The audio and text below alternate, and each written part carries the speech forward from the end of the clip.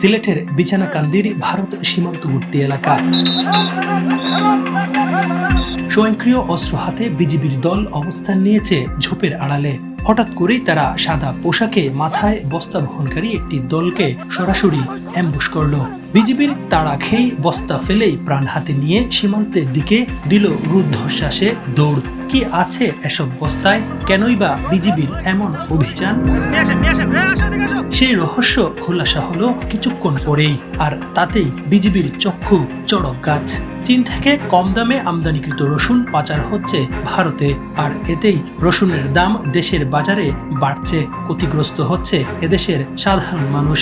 এমন খবরের ভিত্তিতে বিছানাকান্দি সীমান্তে অভিযান চালায় বিজিবি। এ চিত্র দেখতে সিলেটের গোয়াইনঘাট উপজেলার বিছানাকান্দি এলাকায় ৭১ টিম।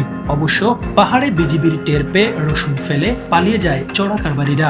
মুহূর্তের মধ্যে বিছানাকান্দি এলাকা থেকে জব্দ করা হয় ১০০টিরও বেশি রসুনের বস্তা। সুনামগঞ্জ, জকিগঞ্জ এবং সিলেট ব্যাটালিয়ন থেকে যাতে আমাদের কোনো বাংলাদেশ থেকে কেউ যাতে অবৈধভাবে না যেতে পারে। তবে ৩ ঘন্টা পার হওয়ার পর আবারও বিছানাকান্দি এলাকার বিভিন্ন পাহাড়ে রসুনের সন্ধানে অভিযান চালায় বিজিবি। পাহাড়ের বিভিন্ন জায়গায় দেখা মিলে বেশ কয়েকজন যুবকের। বিজিবির দেখা পেয়ে আবারও পালিয়ে যায় যুবকরা। ওখানে সরকার পাল্টানোর পরে বিজিবি যে গরম হয়েছে, বিজিবির যারাতে কোনো মাল তুলতে পারিনি। সিলেটের বিভিন্ন সীমান্তে প্রতিদিন ভারতে পাচার হচ্ছে বাংলাদেশ থেকে হাজার হাজার বস্তা রসুন। তবে সাম্প্রতিক সময়ে বিজিবির কড়া অভিযানের কারণে মূল পাচারকারী ছটকে পড়লেও জীবনের ঝুঁকি নিয়ে অনেক সাধারণ যুবক জড়াচ্ছে এ কাজে। 10 বস্তা তুলতে পারি, আর বাদ বাকি যা আছে সব বিজিবিরা ধরে নিয়ে চলে যাইতেছে। মাঝনকাল আছে তার বাংলাদেশ থেকে আনে, আমরা ইন্ডিয়ার পাচার করি। ১০০-১৫০ বস্তা জমি উঠে ৫০০ বছরের মধ্যে অর্ধেক নিয়ে যায়, আর অর্ধেক আমরা উঠাইতে পারি। গেল ২ মাসে সিলেটের গোয়াইনঘাট এবং সুনামগঞ্জের দুয়ারাবাজার ও ছাতকের বিভিন্ন সীমান্ত থেকে ৩৯,০০০ কেজি রসুন জব্দ করা হয়েছে।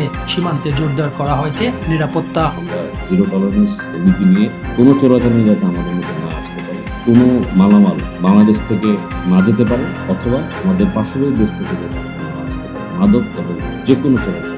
বাংলাদেশে গড়ে রসুনের চাহিদা ৭ লাখ টন। অন্যদিকে আমদানি করা হয় মাত্র ১.৫ লাখ টন। বাংলাদেশে সিলেট ছাড়াও সুনামগঞ্জের বিভিন্ন এলাকা দিয়েও প্রতিনিয়ত ভারতে পাচার হচ্ছে রসুন। বাংলাদেশে আমদানিকৃত রসুন যেভাবে সিলেটের বিভিন্ন সীমান্ত দিয়ে প্রতিদিন ভারতে পাচার হচ্ছে, সেটা অব্যাহত থাকলে বাংলাদেশের বাজারে হু হু করে দাম বাড়বে রসুনের।